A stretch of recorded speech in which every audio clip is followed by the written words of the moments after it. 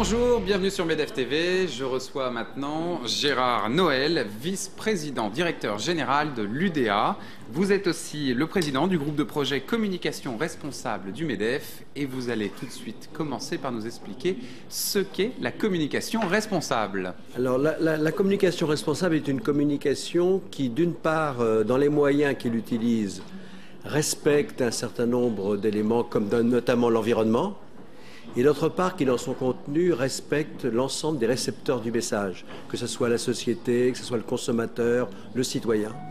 Donc c'est pour ça que l'Union des annonceurs a adopté comme signature depuis quelques années efficacité et responsabilité, qui nous semble maintenant absolument indissociable dans la communication des annonceurs. Alors aujourd'hui, vous considérez que la communication responsable représente quelle part de la communication des annonceurs? Eh bien, je ne dirais pas 100%. Nous y travaillons. Je dirais qu'aujourd'hui, nous nous rapprochons d'un 80-90%, parce que nous avons pris beaucoup d'initiatives, mais il y a toujours des entreprises qui sont un peu à la traîne dans ce domaine, et c'est tout l'objet du travail que l'on fait. Alors quelles sont par exemple ces initiatives Alors les initiatives sont nombreuses. Une communication responsable, c'est une communication qui d'une part respecte d'abord la réglementation, la loi, et en France elle est extrêmement développée. La France est d'ailleurs le pays le plus réglementé en termes de publicité. Mais de façon plus importante, la responsabilité passe par un engagement de la part des entreprises. Autrement dit, nous avons mis en place, par exemple, au sein de ce que l'on appelle l'ARP, qui est l'ancien BVP, un ensemble d'engagements déontologiques sur la communication, et qui ont été élaborés par les médias, les agences et surtout les annonceurs, qui se sont engagés à les respecter. D'autre part, nous signons un certain nombre de chartes avec les pouvoirs publics, avec le ministère de la Santé pour l'obésité, avec le ministère de l'Environnement sur le respect de l'environnement. Ce sont des chartes d'engagement, là aussi, déontologiques. La responsabilité passe pas par la contrainte, elle passe par l'engagement de la part des entreprises. Et donc, c'est tout le travail que nous faisons. D'accord. Alors, vous avez l'impression aujourd'hui que les annonceurs mettent bien en œuvre ces différentes chartes et comment ça se passe?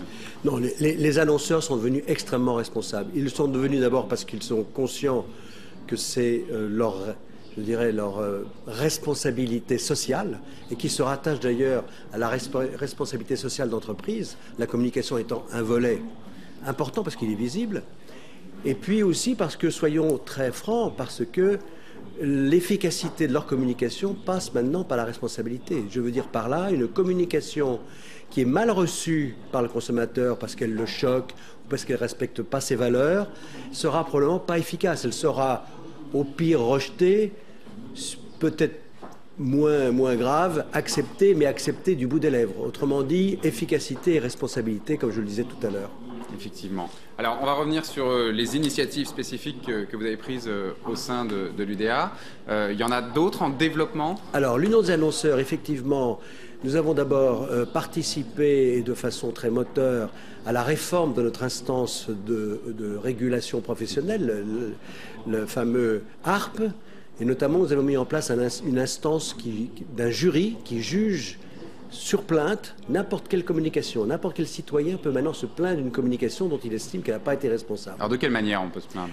La plainte, c'est très simple, c'est un mail, c'est une lettre au jury de l'ARP. Tout le monde trouve l'adresse, il y a un site, et là il y a un jury qui est présidé par une magistrate d'ailleurs, et qui évalue si la communication effectivement a enfreint ou non les règles déontologiques. Et si elle les a enfreints, elle va le dire à l'entreprise et lui demander de suspendre sa communication. Et tout ça sera public. Autrement dit, la véritable sanction, c'est que ça devient une punition publique. Oui, voilà. C'est que finalement, on a gros à perdre à perdre à franchir la ligne jaune, absolument. Est-ce qu'on a eu des exemples? Est-ce qu'il y a eu des cas concrets? Il y a des cas concrets, mais la plupart actuellement des plaintes sont finalement déclarées injustifiées. C'est-à-dire que le jury estime que les règles ont été respectées. Encore une fois, pour revenir à votre question de tout à l'heure, nous sommes tout de même actuellement dans un cercle vertueux et je pense que la plupart des entreprises sont conscientes de l'enjeu. Donc ça, c'est une première initiative.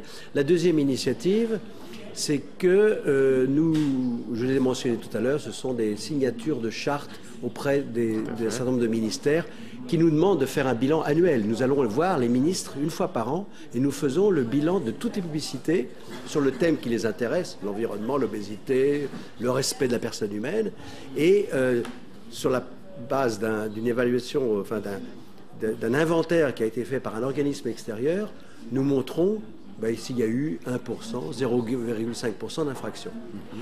La troisième initiative, elle a été prise que pour les annonceurs, c'est que l'Union des annonceurs a proposé à ses membres de signer une charte d'engagement extrêmement contraignante. Actuellement, 42 grandes entreprises françaises ont signé cette charte qui fait l'objet d'une évaluation annuelle. Et cette charte, c'est pas du tout uniquement le respect de l'environnement, c'est un certain nombre d'engagements sur la façon de faire de la publicité, sur les médias utilisés, sur Je prends un exemple. Je suis un annonceur, mon agence de publicité me propose de tourner un film. Si j'ai signé cette charte, ça veut dire que je vais demander à mon agence si ce film va être tourné en Afrique du Sud ou en France, si du coup on va émettre beaucoup de CO2 ou pas beaucoup de CO2. Donc ça va être extrêmement contraignant. Ou si on me propose une campagne d'affichage, je vais demander à ce qu'on vérifie que les panneaux d'affichage ne sont pas en contradiction avec les différentes réglementations sur l'environnement. Ah oui. Donc c'est extrêmement contraignant. Donc ça s'adresse plutôt à des grosses entreprises, ça? Pas forcément. Nous avons une entreprise de taille moyenne. Et d'ailleurs, l'ambition, c'est que de passer de 42 à les 300 entreprises qui sont membres de l'UDA, ou même aux milliers d'entreprises qui sont membres du MEDEF. Belle ambition. Gérard Noël, merci beaucoup Merci. d'avoir été notre invité. À plus tard.